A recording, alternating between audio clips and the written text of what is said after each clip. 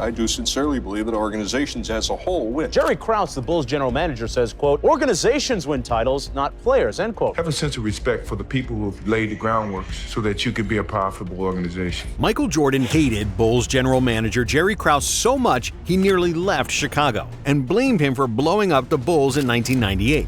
But why did Jordan dislike his GM so much, even after they won 6 championships together? This is the complete story of the beef between MJ and one of the most successful general managers of all time.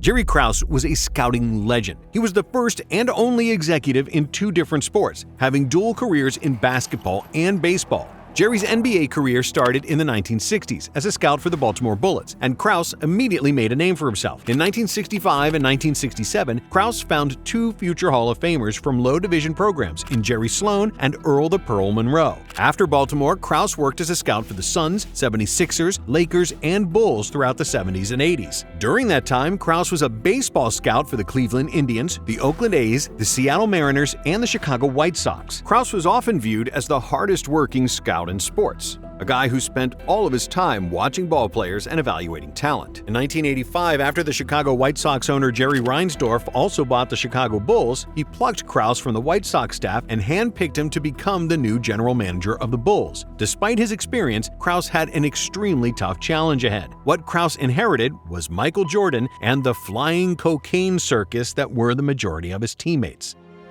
The Bulls sucked with 4 consecutive losing seasons and a 38-44 record in Jordan's rookie season. However, the first move Krause made wasn't to draft any player, but a coach. Jerry hired Tex Winter as an assistant coach because he wanted Winter to teach the Bulls the infamous triangle offense. The first person we hired was Tex Winter. He's a brilliant man, the finest offensive mind in basketball. He then signed John Paxson and traded for Charles Oakley, who would both prove to be extremely important figures for the Bulls and Michael Jordan. But as soon as Krause's first season as GM started, the problems did too. Jordan broke his ankle in the 3rd game of the 1986 season and was ruled out for several months. As stubborn as Jordan was, he was soon playing pickup games in North Carolina, while the Bulls' doctor said he still faced a great risk of re-injuring his foot. So when Michael returned to the lineup, Krause limited his minutes, making him play just 7.5 minutes per half, carrying a stopwatch and signaling to the coaches when to sub him out. Jordan was pissed by not playing and confronted Krause about his playing time. "I'm the only person in the NBA who has ever told him no. This kid has had his butt kissed by everybody in the world except his parents and me. My goal is not to be his friend.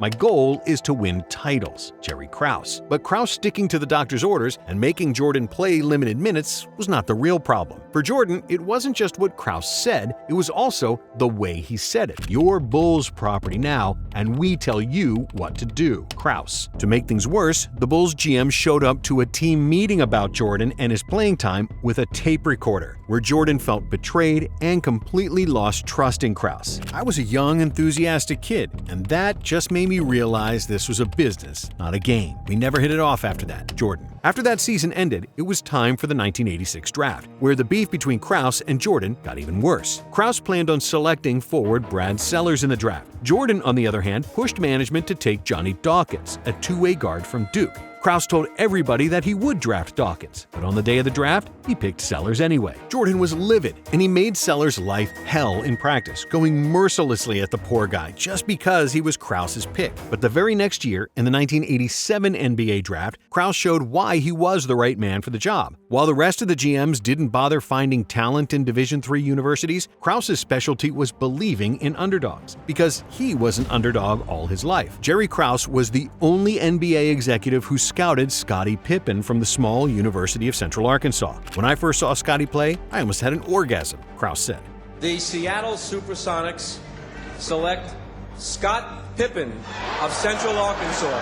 Krause was devastated when the Seattle Supersonics drafted Pippen 5th, but then he traded the 8th pick in the draft, Olden Polynice, and future assets to get Scottie. Technically, the Seattle club took him for us, and then we acquired him. Krause also drafted Horace Grant, another future cornerstone of the franchise, thus completing one of the best drafts ever by an NBA GM. While Jordan couldn't be unhappy with Jerry's choices, Krause soon gave him another reason to hate him. In the 1988 season, the Bulls GM traded Charles Oakley to the Knicks for an experienced center Bill Cartwright. Oakley was Jordan's best friend on the team and his protector on the court, especially against the bad boy Pistons. Although Cartwright did not have Oakley's toughness and rebounding, he was a more well-rounded scorer and playmaker, and was precisely what the Bulls needed. Jordan despised the Oakley trade, not only because he lost his best friend, but also because of how he and Oak found out on TV. Around that time, Jordan started openly mocking Krause in front of teammates and the media. He and Oakley nicknamed him Crumbs because of his size, and after they'd seen him with crumbs of food on his shirt. When Michael came across Krause in the hallway, he didn't say hello to him and kept trash-talking him directly and indirectly. In 1989, after the Bulls lost another playoff battle with the Pistons, Krause fired head coach Doug Collins, which was another move Jordan hated because he had a great relationship with Collins. Now, if you're getting ready for work right now, then you're probably not Doug Collins. Chicago Bulls head coach was fired in a surprise move yesterday. MJ rightfully felt he was the best player in the NBA and believed he should have some leverage with management decisions. So Michael went to the owner, Jerry Reinsdorf, with the ultimatum, him or me, wanting Krause fired. However, Reinsdorf believed in Krause and asked Jordan to be patient.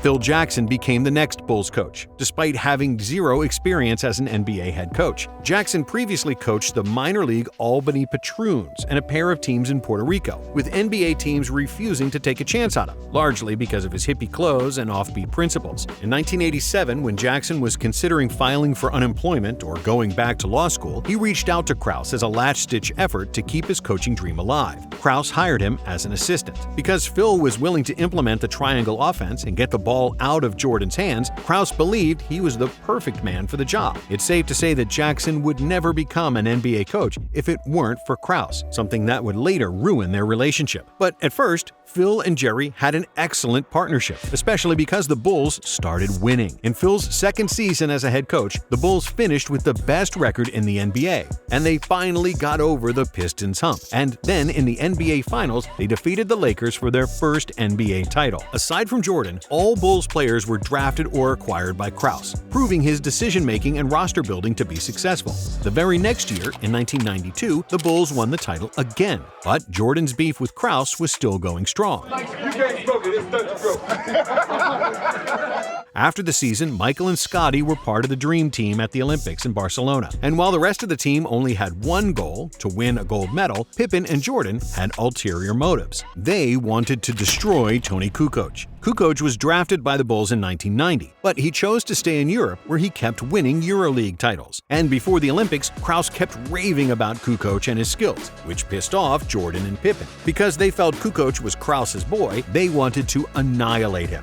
With an angry Jordan and Pippen guarding him, Kukoc finished the game with just 4 points on 2 for 11 shooting and 7 turnovers. After the Olympics in 1993, the Bulls won their third consecutive championship. Three-time NBA World Champion Chicago Bulls. Congratulations, it's a great accomplishment. After which Jordan retired and joined a minor league baseball team. Kukoc joined the Bulls after he left and immediately proved that Krause was right once again. Krause also added Steve Kerr to the team, who had been looked over by every GM in the NBA because of his size. But Krause, rightfully, believed that he was the best shooter in the league. In 1994, Krause traded for another virtual nobody in Luke Longley and signed unrestricted free agent Ron Harper, both of which proved to be huge additions to the Bulls. Jordan returned in 1995. Superstar Michael Jordan is back in the game and he'll play with the Bulls later today.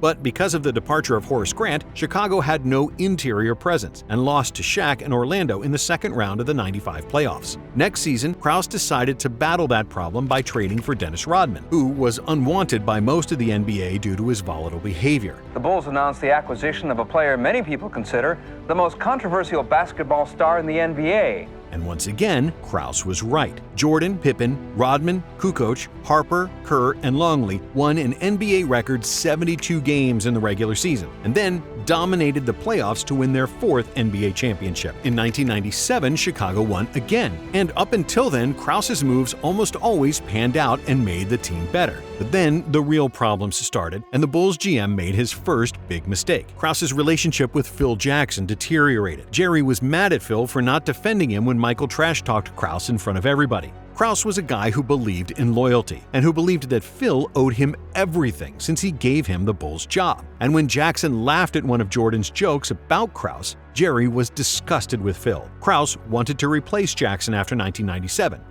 This will be Phil's last year as the coach of the Bulls.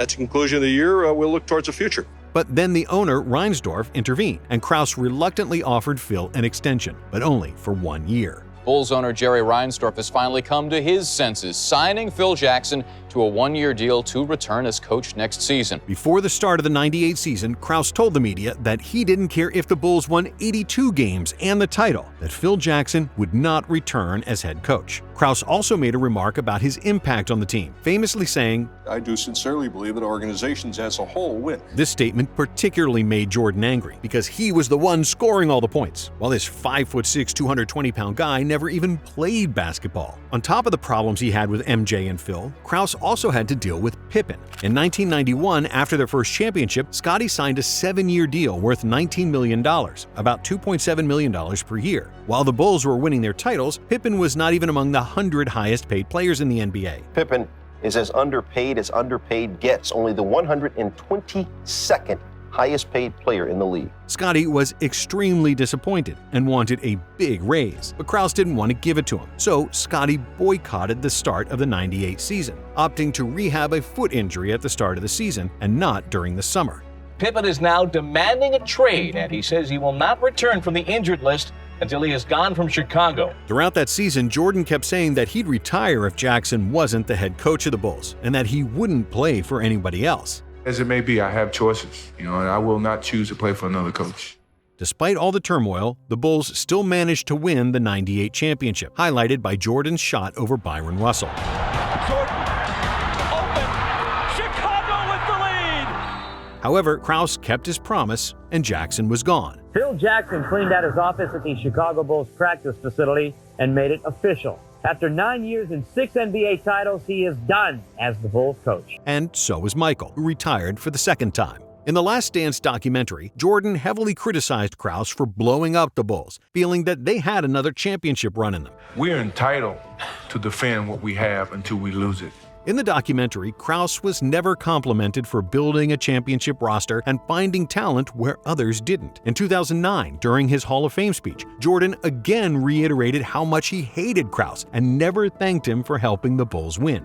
Jerry Krause is right there, and Jerry's not here. I don't know who invited him. I didn't. In all honesty, this was very unfair. But hey, that's MJ for you. While Krause definitely had his flaws, especially his people skills and dealing with the media, it's undeniable that he was one of the best general managers in NBA history. Dynasties can't happen without great scouting and team-friendly contracts. Without Pippen, Rodman, Kukoc, and others, MJ would still be a great player, but he probably wouldn't have 6 rings.